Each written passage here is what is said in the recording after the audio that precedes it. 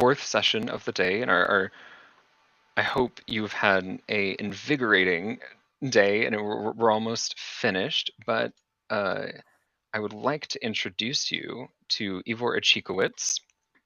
And I'd like to welcome Ivor Ichikowitz to our summit. Ivor is a South African-born industrialist, social entrepreneur, and philanthropist. New African magazine named him as one of Africa's 100 most influential people in 2020.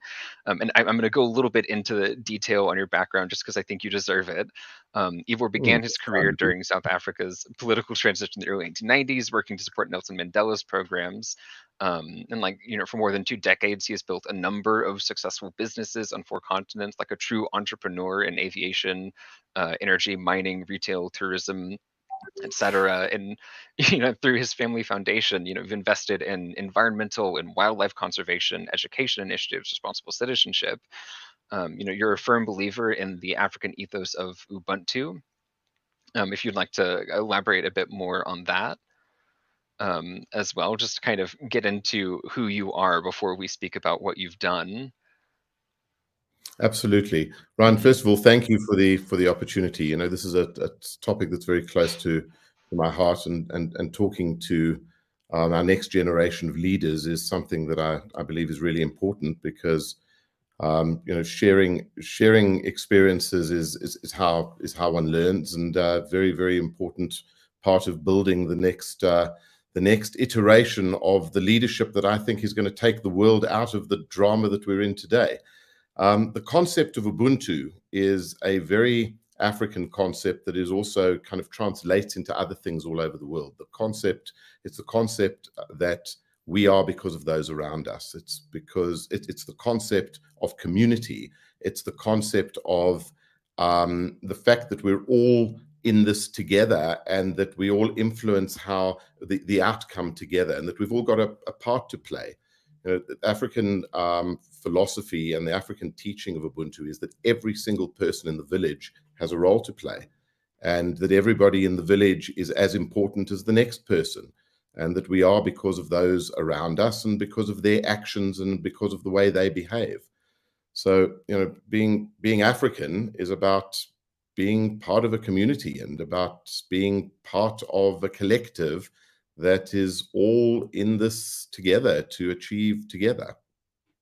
Yeah, thank you so much for that. And I think that speaks a lot to what we're trying to do in MUN as well, trying to build like a global community and trying to look at global problems as trying to tackle them together. The UN and Model UN as well, we work a lot with consensus resolutions. We work a lot with trying to get everyone on the same page.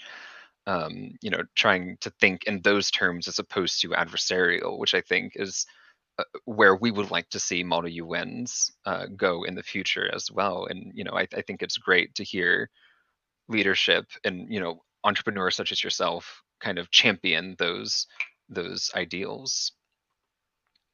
Well, I think something like the Model UN is it talks exactly to that. It gives people an opportunity to, at a very early stage in their development as leaders, to see that the world is a big place, and that cultures are different, and the way of looking at the world is different. But by finding common ground, this is how we grow and develop as humanity together. Yeah, and that's a great point. And so, in kind of learning about these different places, I mean, you did your work on the African Youth Survey that surveyed like a host of countries across Africa. And I mean, of course, countries in Africa are different from one another. It's not just outside of the continent; it's within the continent as well, where there's like a great deal of diversity. And I think a lot of times in Model UN, there's students who will look at the Africa bloc, and they'll find other African countries and join together without thinking about the differences in policy, the differences in people, and the differences in culture within Africa, the continent itself. So I think that's something that's great to think about, and something that I think your work in the survey speaks to as well. So if you just want to talk about what sort of inspired you to start the survey or to get into that sort of work. Ryan, actually, that's exactly why we started the survey, because as I travel around the world and I engage with business people and political leaders and thought leaders around the continent, find more and more that people see the continent of Africa as a country. People speak of Africa as if it's one collective, and I go to great pains to explain to them that this is a huge continent. It takes me 9 hours to fly from Johannesburg just to get out of Africa. It takes nearly 9 hours to fly across the continent. It's a huge, huge place.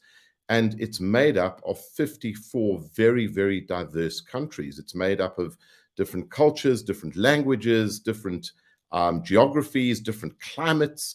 And you can't talk of Africa just as one homogenous mass that is a country.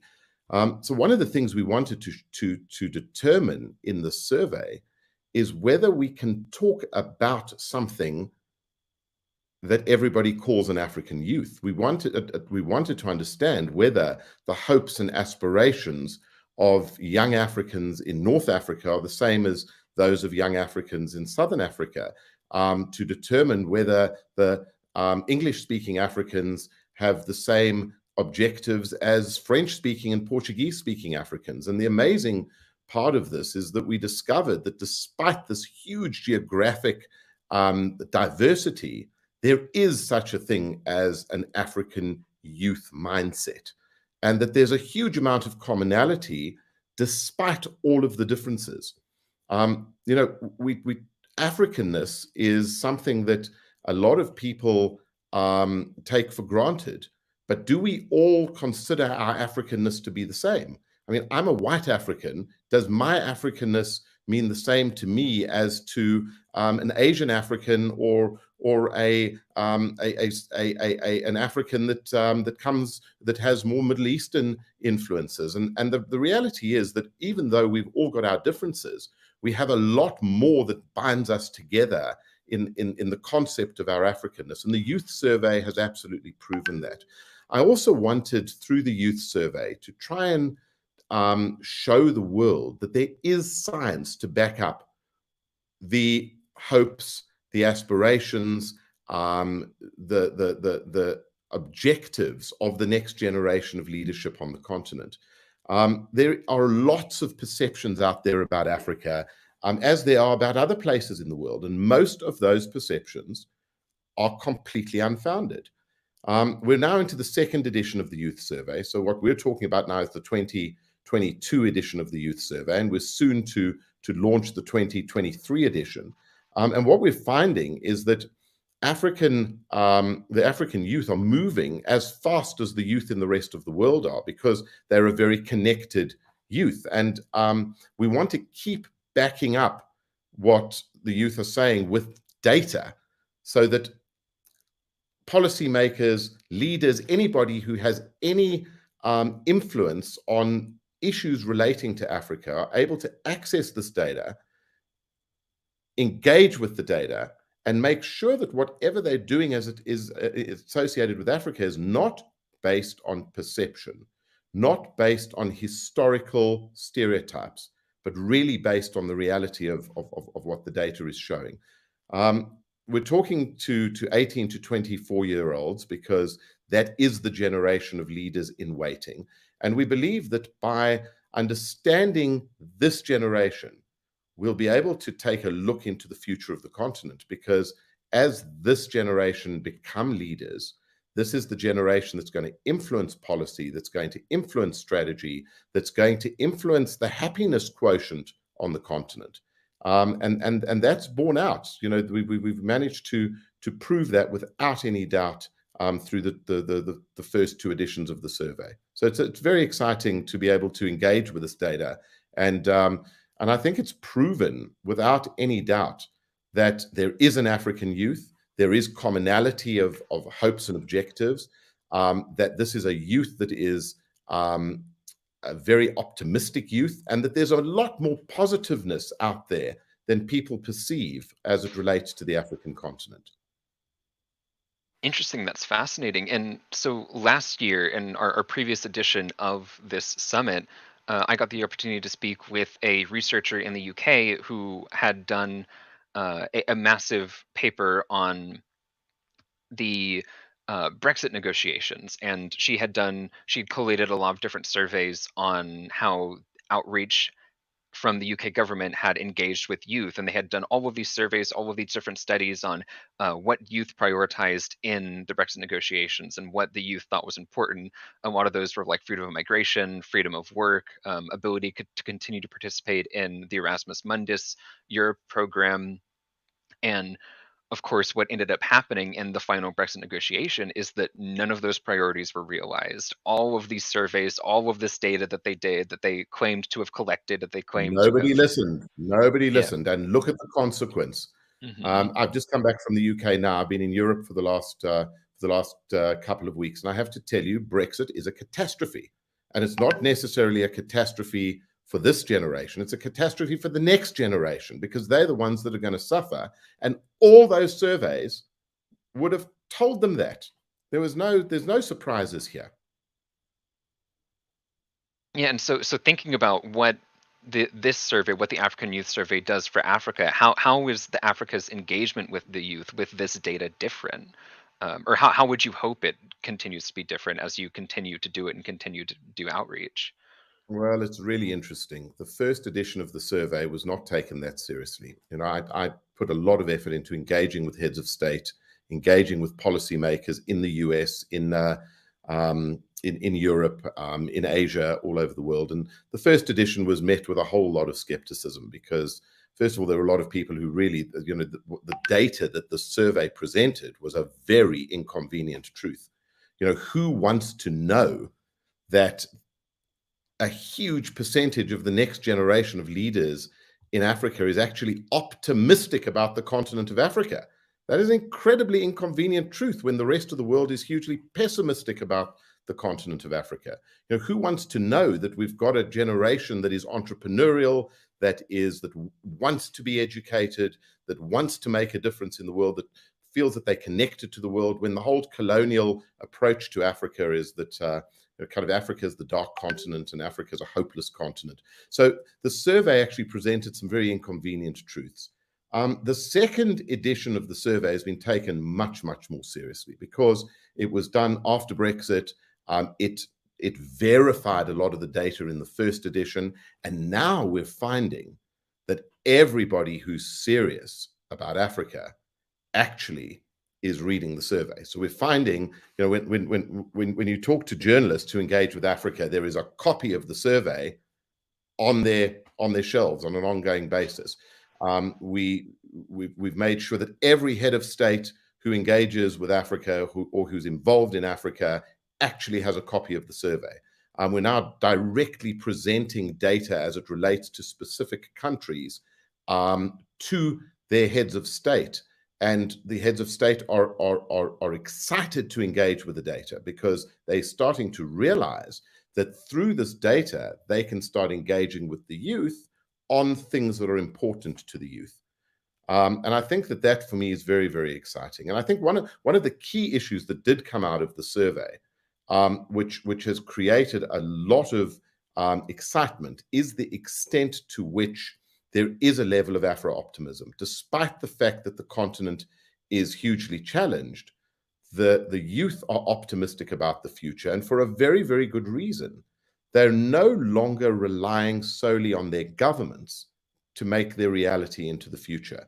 And I find that very exciting. When citizen action becomes the fundamental driver behind creating people's realities, and the people take their futures into their own hands and they don't sit back and wait for government to provide, that's when the whole dynamic changes. And that's what we're starting to see in Africa.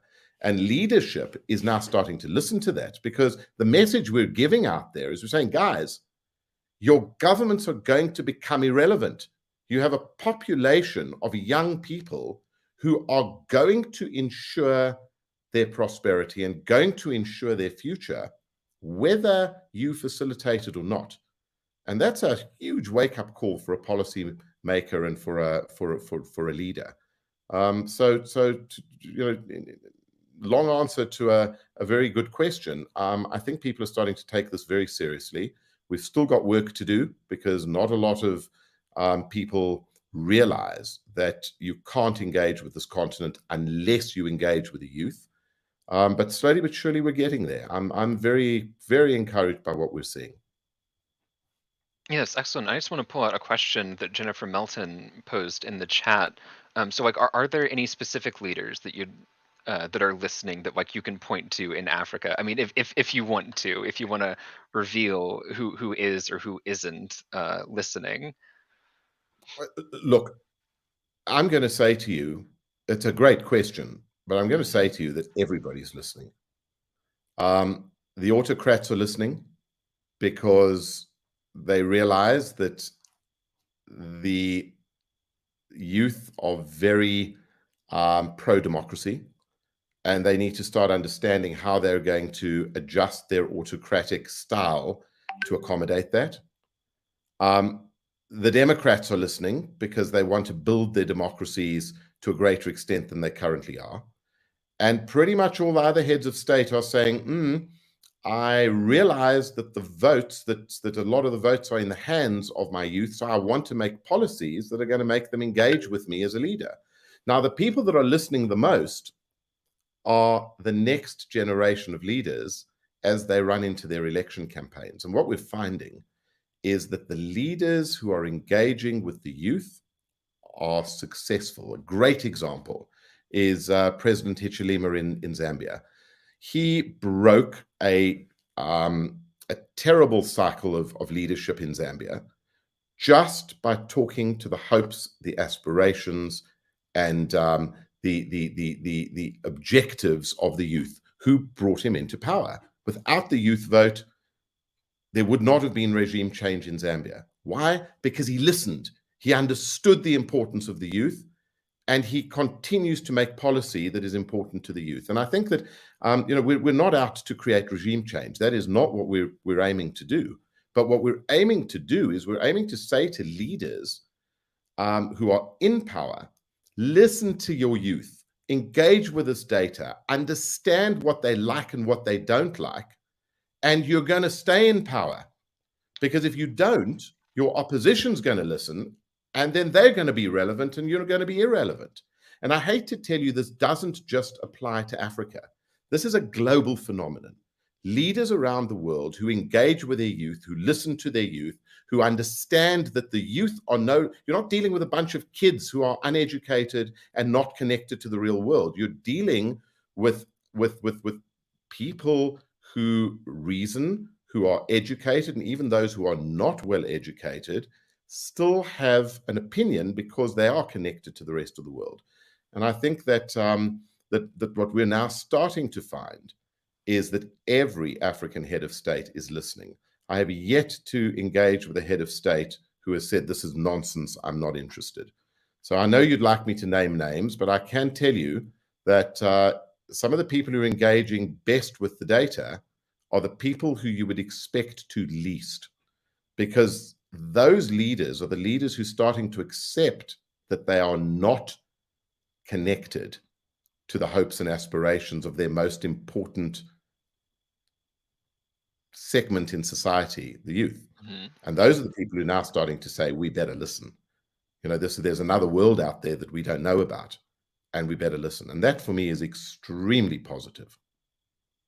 Absolutely, yeah, and that's incredibly inspiring as well. And I think that kind of speaks to the sort of changes in the UN as well. We recently established the UN youth offices to kind of expand their youth engagement, which is thinking about that happening recently when you kind of expect the UN to sort of be on, or I would expect the UN to be a bit more on top of those sorts of things. But we need more people listening to this data, and I think when we think about model UNers looking at UN resolutions, or when we think about looking at actionable policy, that's sort of the direction that I want to go next, is thinking about how do we turn these youth priorities into real things that real people can do.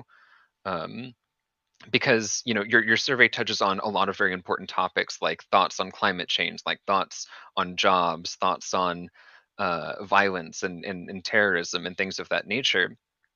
So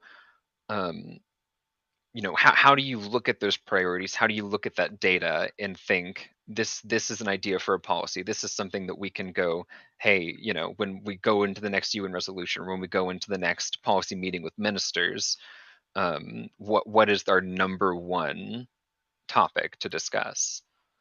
And this is absolutely fundamental. Having the data is just the beginning. If you can't Mhm. turn that data into actionable intelligence, and if you don't start turning that data into drivers for policy, then why bother to have the data?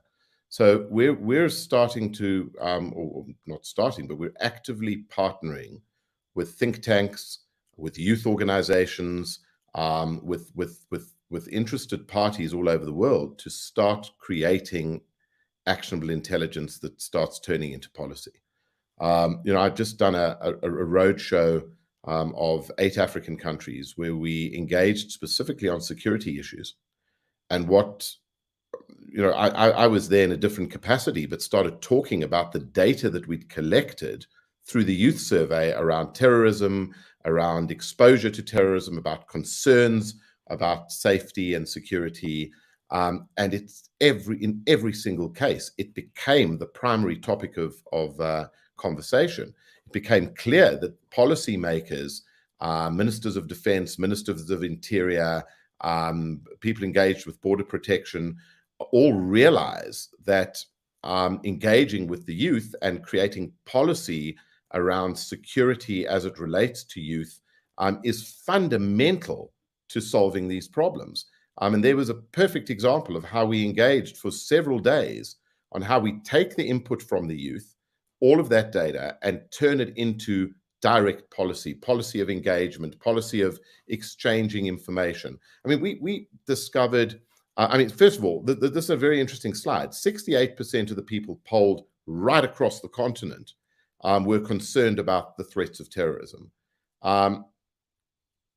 70% polled know and understand that terrorists intentionally dissipate fake news. Now, that's really, really important because it shows that the weaponization of data, the weaponization of information, is actually starting to fail in Africa, because this youth, who most people think are uneducated and unconnected, know that.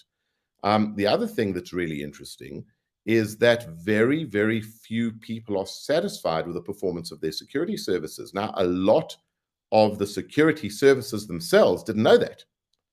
So we've now taken at least 8 security services that I know of right now and put them on a trajectory to better engage with all of the data. Now, there's the couple of statistics that are on the slide in front of you are the front end of literally hundreds of megabytes of data that stand behind this. So we're sharing the data, and we're starting to get people to write policy documents that talk to the data. There's another very, very frightening statistic here. I mean, 12% of the youth that we spoke to know somebody who supports a terrorist organization or have been approached directly by a terror group to participate in terrorist activity. Now, that means that 12% of your population actually have knowledge that you need to get your hands on in order to fight terrorism. Not a single person that we spoke to actually understood that the youth were potentially a source of intelligence that could help them in their fight against terror. So here are perfect examples of how engaging with this information can lead to proper actionable intelligence that then makes a severe, significant difference.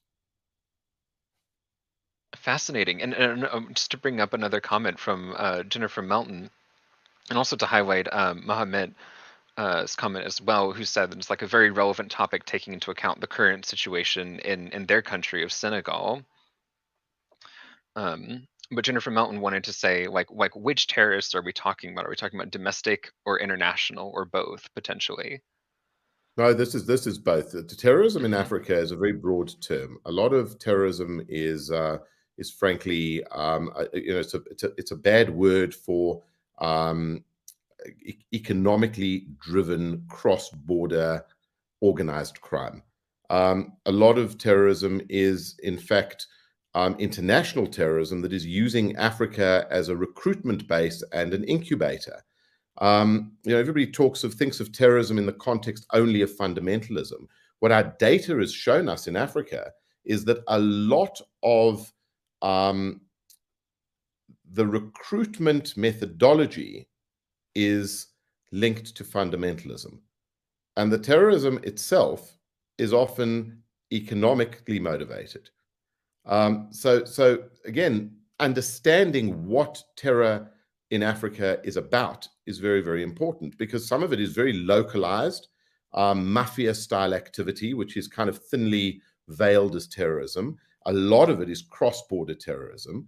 And a huge part of it is just around creating chaos, because out of chaos comes economic opportunity, which are either raising money for international terrorism, or alternatively, just pure theft and thuggery.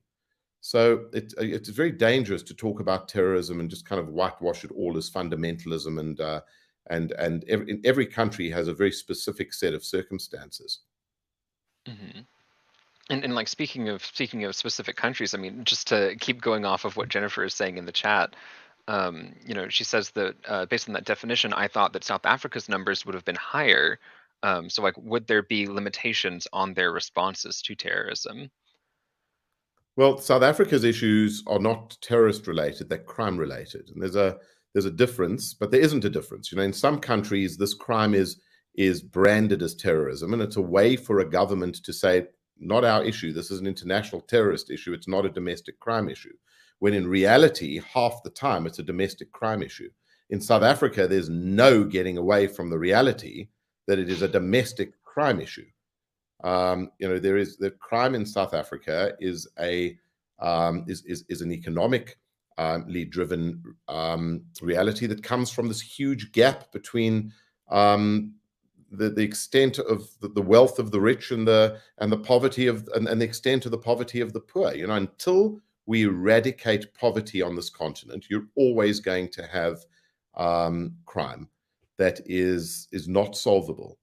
And in some countries it gets called terrorism. In some countries it gets called what it is, which is domestic crime, or indeed kind of localized crime as opposed to domestic crime. Mm-hmm. Interesting. And so thinking about the data on, again, always going back to data here, I think, because there's so much of it, like you said, like in terms of youth solutions to crime, and like largely, or to speak more broadly about youth solutions to rule of law and how youth participate in upholding the rule of law in Africa, what does the data sort of say on that? Well, I think that the most important thing that comes out of the 23 edition of the survey, because it's quite different to what we saw in the 2020 edition of the survey, Mm-hmm. is that a huge proportion of the people polled believe that democracy is absolutely the right form of government. A huge percentage of the people polled believe that rule of law is fundamental, and having a strong government that upholds the rule of law is critical. But also, what is very important, and it comes out again and again and again, is that everybody should be equal in front of the law. There should be no people that are more equal than others in front of the law. And this talks again to the disparity between the haves and the have-nots in Africa. There's this perception that there are, if you are wealthy, then the law sees you differently to if you're poor. And that's a huge problem. It talks to this massive problem that exists today throughout the world, where there's the issues of equality are absolutely part of the agenda and the discussion right now. Right throughout the world, everybody needs to be equal in front of the law. Everybody needs to be have the same status in front of the law, irrespective of their economic situation. I mean, here on this slide, you can see that in Uganda, there's a huge belief that 67% of the people believe that not everybody is equal in front of the law. And then, interestingly enough, in Rwanda, 80% do believe that everybody's equal in front of the law. Now, that I find really, really interesting, because these are countries that are right next door to each other and have very similar forms of reasonably autocratic governance. But the feeling is so completely different. One of the interesting ones for me was Malawi, where an overwhelming number of people believed that everybody was equal in front of the law, and there's been a lot of criticism of the Malawian legal system over the years. So that talks to the fact that discrimination is also a huge issue on the continent. So, the fact that 47% of the people polled have experienced discrimination of some description is very concerning, because that's not what should be happening in 2023 on the African continent. Now, you will probably find that these statistics track into other developing continents as well. You'll find that this tracks into Asia, into South America, and elsewhere. It'd be very interesting to see how it tracks into the developed world, but certainly very, very concerning. The fact that 79% of people polled are worried about women's rights in 2023 is equally worrying. So, the next generation there's no question that equality at every level, equality in front of the law, gender equality, financial equality is going to become a big part of the agenda of the continent going forward. Not even a question. Absolutely. And I think this is very important things for us to keep in mind for students who are representing African countries in the future, especially, with all of this country specific data as well, thinking about those priorities. And then, so I think it'd be interesting to hear your thoughts more on how men and women responded to the youth survey differently, or if you found that there was a difference between the male and female perspective. I'm going to say that there was very limited difference between the male and female perspective. I think that there is no question that gender equality remains a big issue on the continent. And historically, African women believed that they had a diminished role in society. I think that's changed dramatically. And I certainly think that in the current editions of the survey and in future editions of the survey, you will find less and less differences in the way men and women see the future of the continent. I think it's something we need to keep polling and we need to keep watching, because it's something that leadership must engage with. An inflection point for me is going to be the point at which we find that men and women see their rights and their obligations and their role in building the continent as being exactly equal. So no, I don't think that's a major concern right now, but it's something we need to watch into the future. Excellent, excellent. And then so Tristan has a couple questions in the chat. What was the most surprising and inspirational outcome from the survey? And how are youth on the continent engaging with climate? Oh, this is, I guess we can break these up into two questions. But yeah, like Tristan was saying, what's the most surprising and inspirational? I guess speaking back to that Afro optimism that we were on earlier. So for me, the most surprising and inspirational thing is the level of optimism, the extent of the optimism, the extent to which everybody polled was ready to ensure their prosperity, irrespective of the circumstances they find themselves in. Now, there was a decline in optimism since 2020, but you must remember that decline in optimism came about because of COVID, because of massive climate change events that had taken place. 37% of the people that we polled had to stop their schooling.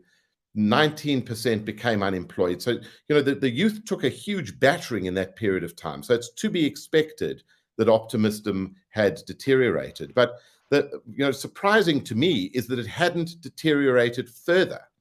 So that was number one. Number two, the level of entrepreneurialism and the level to which people were no longer looking to governments to provide. There's always been this perception in Africa that it is government's role to provide. Government needs to create jobs. Government needs to ensure prosperity. Government needs to make sure that the gap between rich and poor is dealt with.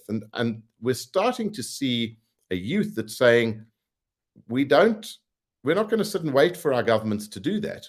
We're going to do this ourselves. 78% of the people polled plan to start their own businesses. Now, that is a response to the fact that unemployment is a massive problem on the continent. So the fact that unemployment is a massive problem is a problem. I'm not suggesting that's a good thing. But the fact that 78% of the people that we polled said, we get that, but we're going to do something about it. And what we're going to do about it is go and make our own opportunities by starting our own businesses. We asked a question in the surveys, if you were given $100, what would you spend it on?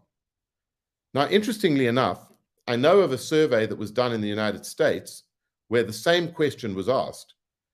And overwhelmingly, the response was go and buy a pair of sneakers. In Africa, overwhelmingly, the response was invested in my own business, invested in my education, go and buy stuff that my family needs. We even got donated to charity, which was amazing. But 50% said that we were going to invest it in starting a new business or invested in a business. Now, that was very unexpected because it's not what you would have expected from the dark continent. And there are many other positive surprises that are not surprises to me because I live on this continent and I engage with the youth and I engage with the continent every day. And I know that this is a continent driven by huge amounts of energy and huge amounts of hope and huge amounts of will to succeed. But the rest of the world would be very surprised by a lot of that data. Mm-hmm. Well, that's interesting. And Jennifer, again, brings in great questions. Asking, so are young people from countries in Africa with greater educational opportunities more hopeful? And is there going to be a brain drain potentially from those countries or from other countries? And then, so how do students specifically view the future? And then she said she's also talking about African students in Ukraine, like the African diaspora and what they think about what's going on in their home countries. Well, very interesting. One of the other surprises to me in this edition of the survey was the number of young Africans who are prepared to migrate to ensure their prosperity. One of the things that came out of the survey very loudly was the fact that people are saying, if I can't make a future for myself in my country and my government makes it difficult for me to be prosperous, I'm going to go somewhere else. And this is for me a wake-up call to the rest of the world, because investment in Africa, investment in creating economic opportunity and activity in Africa is not optional to Europe and the United States, because Africans are prepared to migrate. Africans will migrate, albeit that there's a huge amount of loyalty to the continent and a huge amount of commitment to the continent. They are not going to sit by and suffer just to stay on the continent. So yes, there is absolutely a strong sense that migration is a possibility. However, there's also a strong sense that they want that Africa has huge opportunities, that presents huge opportunities, and as a result, there are a lot of people who want to make it work in their own countries. So I don't think that, there was a time when, as a young African, migration was an objective. I don't think that's the case anymore. I think today because young Africans want to be successful, but they also understand that they can be digital nomads. They also understand that they can migrate digitally. And I think that there are a lot of people who are already taking up those opportunities. And that leads to the whole discussion about connectivity. You know, one of the things that came out of the survey is that young Africans see access to low-cost data as a fundamental basic human right. Now, that's very interesting because in Europe, in the United States, people see access to electricity as a basic human right. People see access to clean water as a basic human right. In Africa, people have never seen access to electricity as a basic human right because that was not possible. Access to clean water was not a basic human right because it didn't exist. But the youth are now saying that access to data, access to connectivity is a basic human right. And why are they saying that? Because they understand the potential to be digital nomads and to work globally, but still live where they're comfortable, and to be African, but to make an impact on the world. So this is all connected. And I think, Jennifer again points out that like right now there's a lot of issues with the networks, with the ICT connectivity, and like with the breadth of like the infrastructure development still isn't where it needs to be. And just kind of pointing out. This is a huge issue, and the issue of data is going to become a massive issue for governments. First of all, data in Africa is some of the most expensive data in the world, not because it has to be, but because the networks are frankly fleecing the people. I think governments in Africa did terrible deals with networks. Where there are 2 networks in a country, data is crazy expensive. Where there are 3 networks in a country, it's slightly less expensive, but still crazy expensive. It was very interesting that the Biden administration has identified connectivity as something that it can contribute to the continent. And the consequence of that is that it looks like a commitment for a significant amount of investment in Africa to create connectivity. And that's exciting.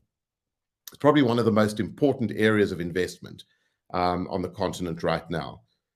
And the cost, it's a perfect example of how Africans are getting a very raw deal, because most of these networks are owned outside of the continent. And most of these networks are fleecing the people, and this is not acceptable. This is not a generation who is going to stand by and allow themselves to be fleeced.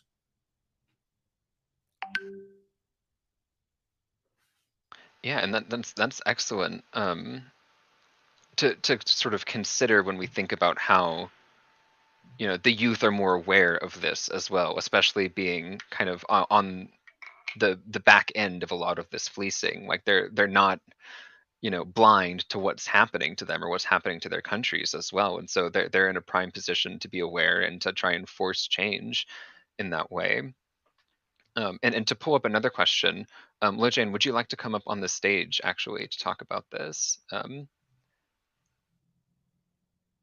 Ryan, just while Surgeon's doing that, to your point, this is also a generation that will speak with their feet.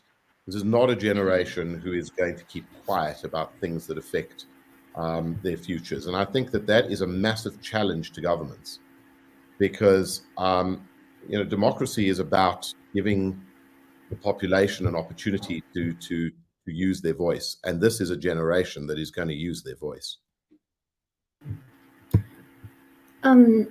If I may ask the question, it's basically because like I found most of these findings from the survey like really resonating, and it's like accurate to many extents.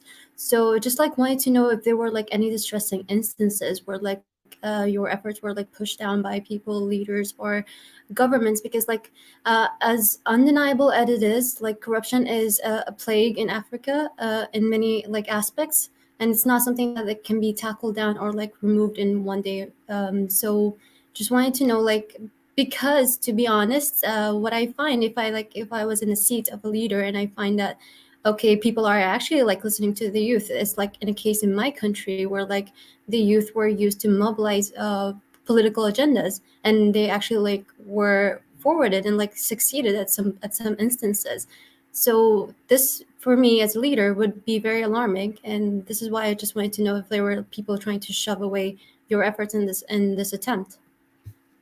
So really, really valid and important question.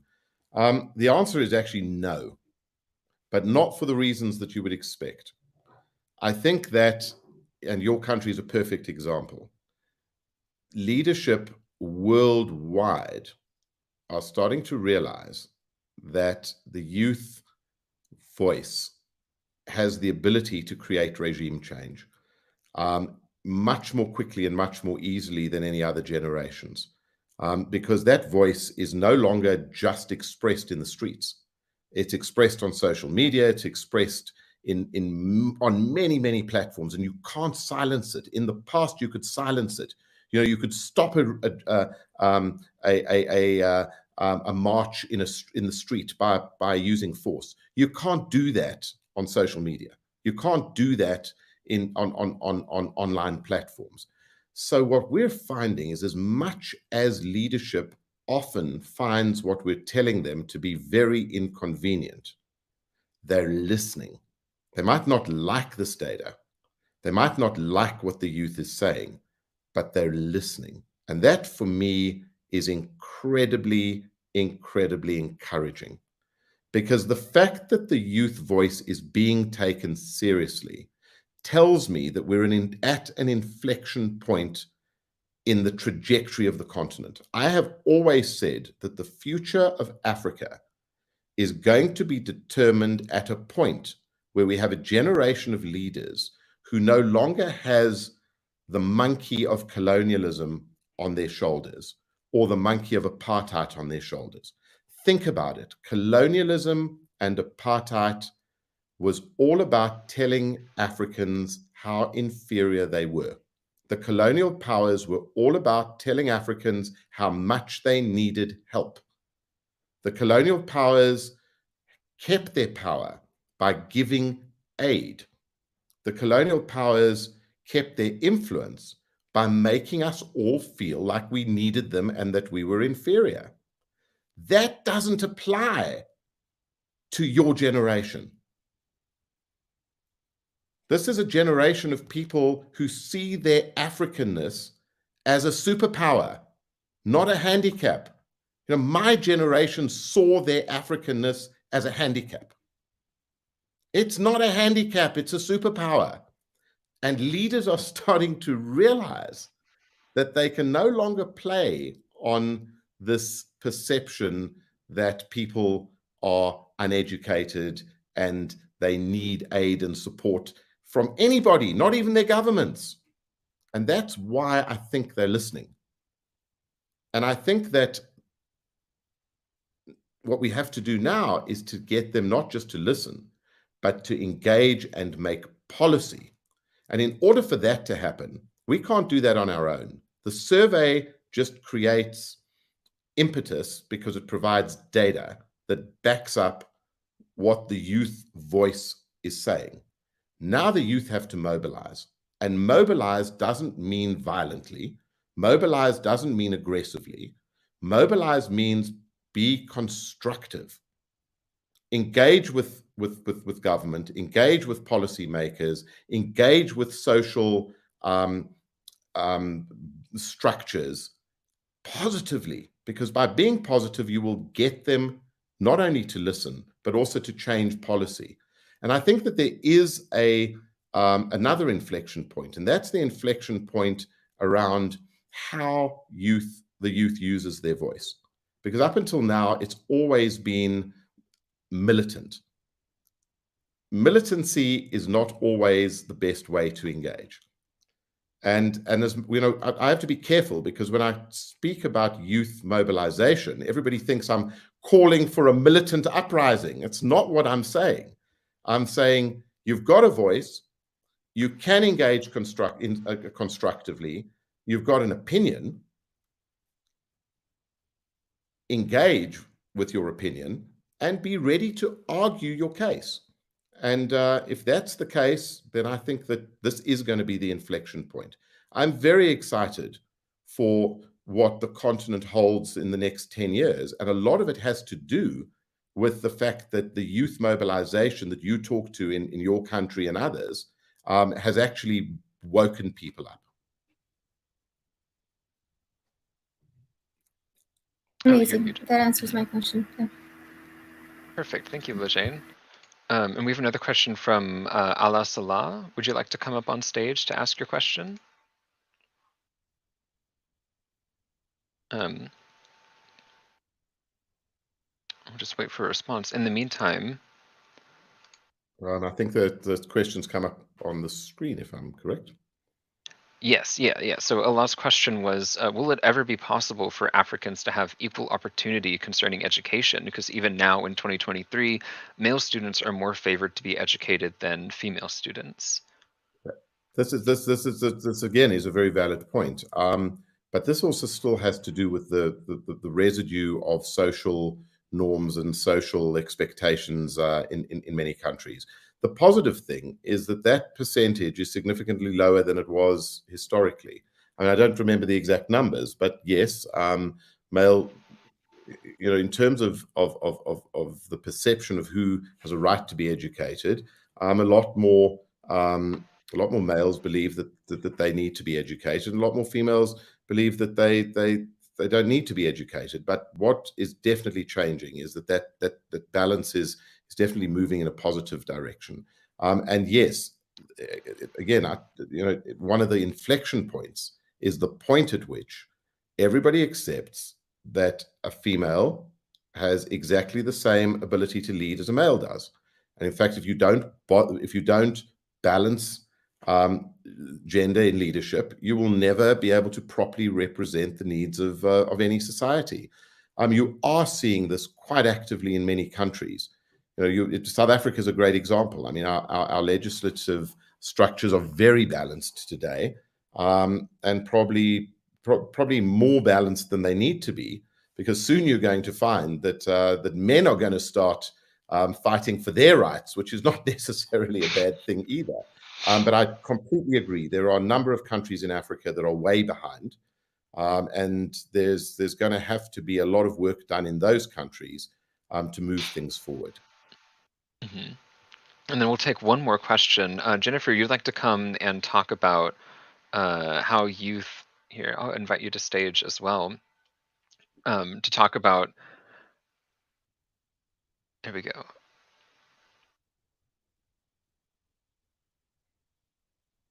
Just setting up the tag, just accepted the invite. Awesome. Happy St. Patrick's Day. That said, the questions I had were in relation to colonialism and whether it can in fact be reversed or changed, especially when there are these new trade alliances coming about as resources become more and more scarce in certain areas, such as overly populated areas such as India or China. Is there going to be a change, and is it possible? Is it what the youth are actually wanting, especially if they're seeking these opportunities for economic relief and businesses? And is the business situation going to be another, like the equivalent of the US, where everybody wants to be a pro basketball player? Is that the idea?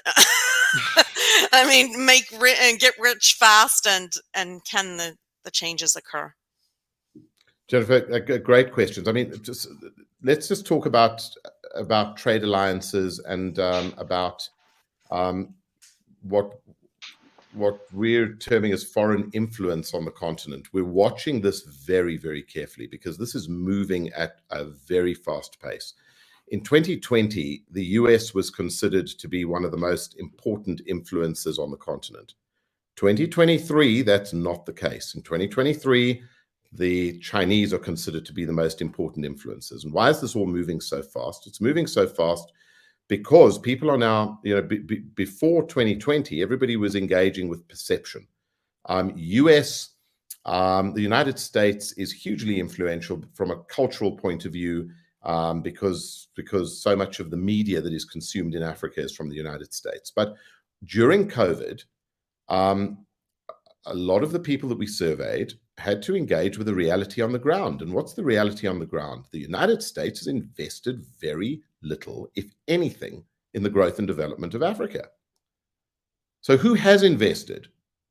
The Chinese have invested. During COVID, the Americans had all left. The Europeans had all left. What was left behind? The roads the Chinese built, the stadiums the Chinese built, the data network that worked because the Chinese had created it, the fact that the continent could still continue operating because of the satellite connections that the Chinese had left behind. So suddenly there is this massive shift just because people have been forced to deal with the reality as opposed to the perception. So more so in Africa than anywhere else, global trade alliances are shifting at a massive, massive rate. So Africa, as is being seen in this let's call it fight for African support between the West and the Russians, people realize that there are 54 votes in the United Nations sitting in Africa.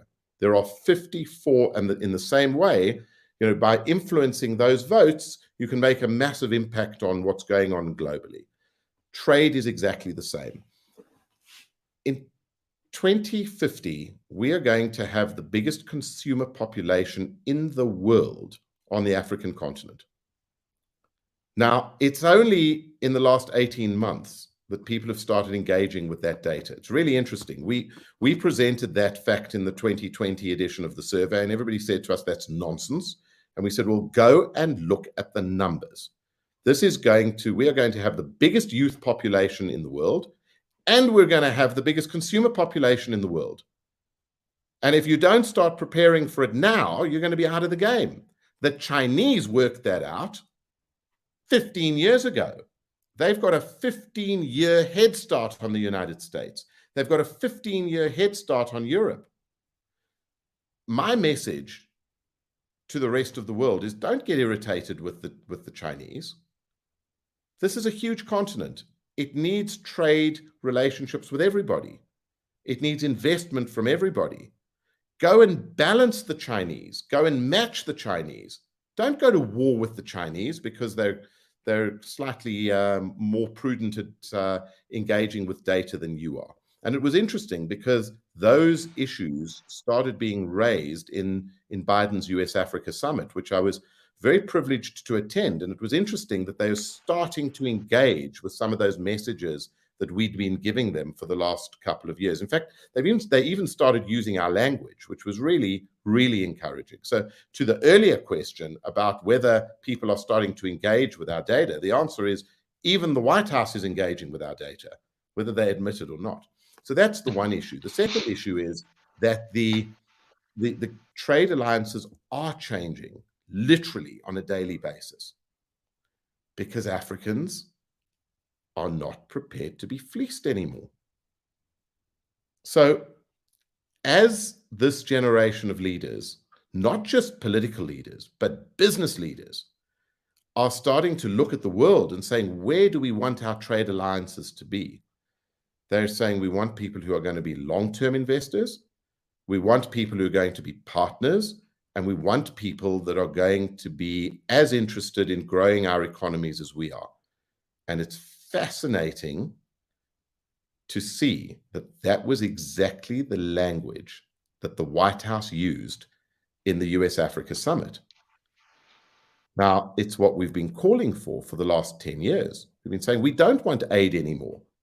We don't want a AGOA. What the hell is this thing that we've got to, you tell us how we run our countries, and then because you tell us how we run our countries, we have the right to put our goods into your markets. This is nonsense. We want to be able to be treated as adults. We don't want to be treated as children anymore. And this is now the language that's starting to come out of the US and the rest of the world. And I think that these trade relationships and partnerships are going to be expanding. And I think that many governments are starting to engage with that kind of language rather than the language of aid and the language of support and the language of doing us favors, which I think, again, is a very positive thing. Yeah, and I think that's, we're running up on time here, and I hate to cut you off, but I think that's an incredibly powerful point to end on as well. So again, I want to thank you for coming to our summit and speaking to our young people about the data of Africa and the data of youth, and like the power of youth in general, especially when it comes to Africa, and especially when it comes to Africa's future, and how we as people in modern United Nations can take these lessons into how we represent African simulations and how we think about Africa, not just in simulations, but as citizens, as entrepreneurs, as business people, as we go into our careers. So again, I want to thank you so much. And because we're short on time, I'm going to go ahead and have to end the session here and just let you say goodbyes to our students as well. So Ryan, thank you for the opportunity, and really keep up the good work. I think the Model United Nations is a critical factor in exposing people not only to their own reality, but the reality of the rest of the world. In closing, just consider that everything we found in Africa, I promise you, runs in parallel in many other countries in the world. I think there is a lot to be gained by listening to the youth, by backing it with data, and by going out there and using your voices. All right, thank you so much.